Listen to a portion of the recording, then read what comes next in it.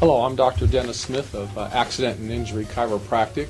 I've been in practice here in Tacoma for nearly 30 years. The purpose of this video is designed for healthcare professionals, medical physicians, attorneys who deal in personal injury cases, nurse practitioners, any professional. It might be a little difficult for the average population to understand, so please bear with me. I'm going to basically read this article that was published on the web, accepted for publication on the web. The purpose of this video is to educate you so you can understand how physicians and chiropractors can start developing working relationships to the benefit of the patients. Enough has been published recently in the scientific literature to attempt to posit a preliminary model of neuromusculoskeletal dysfunction, whether it's post-traumatic or postural dyskinetic, that incorporates joint dysfunction biomechanics with joint complex neurology. Traditional treatment for neuromusculoskeletal conditions has been found wanting. In the past, treatment models reflected the magic bullet drug cure. Until your treatment model reflects all the aspects of response, whether positive or negative, you're still playing the magic game. It's essential that a physician is able to explain why and how a patient or specific therapy may or may not help with any given condition. Current medical intervention for spine-related pain conditions basically involves non-steroidal anti-inflammatories, muscle relaxers, and pain masking drugs to cover the symptoms until the pain goes away, hopefully of its own accord. Typically, when asked by the patient why the pain persists after drug therapy, the physician's at a loss and hence becomes defensive and distant with the patient. Many times the medical doctor avoids these patients altogether, leaving the patient without recourse. The Chiropractic Hospital-Based Interventions Research Outcome, or CHIRO, published in the Spine Journal dated December of 2012, found that after 4 months of care and follow-up treatment, patients treated by medical doctors saw negligible improvement in disability scores regardless of drug treatment or additional physical therapy. Only 6% of these patients received spinal manual therapy despite the failure of the drug therapy. On the other hand, patients under the chiropractic care, whether spinal manual therapy only or in conjunction with physical therapy, achieved improvement scores of 2.7 units after 16 weeks, while the medical care group improved by only 0.1. It is clearly evident that not only are medical physicians ineffective in treating mechanical pain syndromes, they are reluctant or unwilling to even consider spinal manual therapy as an alternative and are ignorant of the options available. Now, this study nullifies a 2007 report that mobilization manipulation done by physical therapists were no better than advice and drugs given by the medical doctors. The CHIRO study noted, quote, even though spinal manual therapy is presently given by numerous healthcare professionals, orthopedic surgeons, chiropractors, osteopaths, family physicians, naturopaths, physiotherapists, and kinesiologists, the level of clinical acumen and training differ greatly.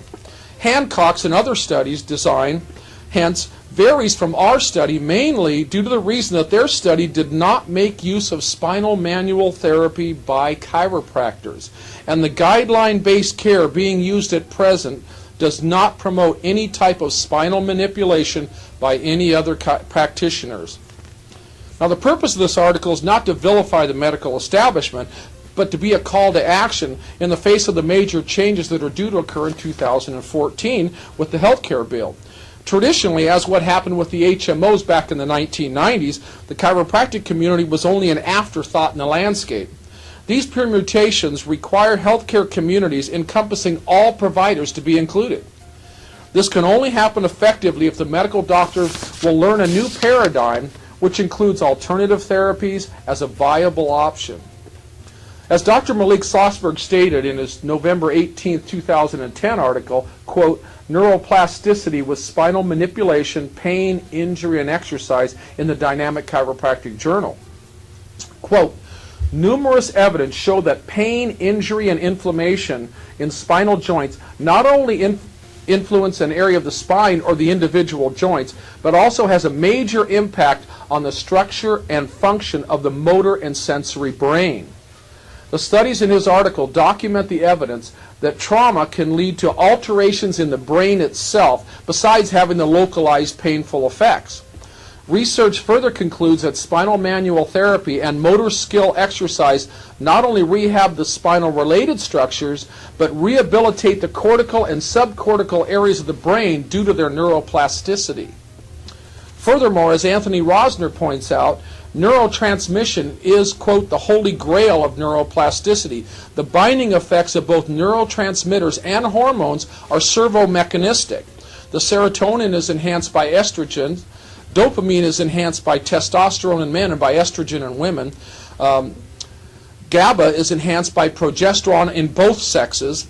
And acetylcholine is enhanced by testosterone in men and by estrogen in women. These similarities and differences in neurotransmission between men and women help explain the regulation of neurotransmission, differences in the neuroreceptors, and the neuroplastic alterations by hormonal activity. Hence, spinal manual therapy affects neuroplasticity. Neuroplasticity is regulated by the hormonal activity on the neurotransmitters, and therefore spinal manual therapy can affect the hormonal function globally. Finally, we address Dan Murphy's postulation that high-velocity, low-amplitude spinal adjustments and rehab stimulate alpha motor neuron activity. They synapse with the spinal thalamic and spinal reticular tracts in the spinal cord and decussate eventually through the hypothalamus to the nucleus raphe magnus and the periaqueductal gray matter. He further states that this causes a release of endorphins and a serotonin cascade. The patient feels less pain and cares less about the remaining discomfort due to the serotonin release. In summary, we can incorporate Schlossberg's neuromechanistics with Rosner's neuroreceptor modulation by hormonal interplay and result in Murphy's bioimmunological neurology. We can postulate a unified theory of biomechanical healing with its response to chiropractic, high-velocity, low-amplitude adjusting, and motor skill training. In the real world of neuromechanistic pain management, we find that the majority of patients respond well to spinal manual therapy and motor skill training. As measured by TRICARE recipients at the Chiropractic Care Study of the Senate report of 2009, quote, TRICARE administrators were astounded by the elevated patient satisfaction levels with scores of around 19 bases scoring 100% satisfaction in the Air Force, in the Army with 94.3% and 90% or higher in all the Navy bases. Interestingly, even TROS, the TRICARE Outpatient Satisfaction Survey, rated the chiropractors 10% higher than the overall satisfaction rate with all healthcare providers, with a rate of 88.54% satisfaction. Of course, TRICARE still has not stopped discrimination of chiropractic, even when its own study said it would save the taxpayers money. We can therefore relate to patients that for pain-related syndromes, spinal manual therapy and motor skill training help 90% of conditions. If the treatment does not release enough serotonin and or endorphins or alter the neuroplasticity of the brain, then we can understand why the treatment may fail in that 10% range of patients. Knowing this, the patient can have full confidence in the therapy and why it will or will not work. Thank you.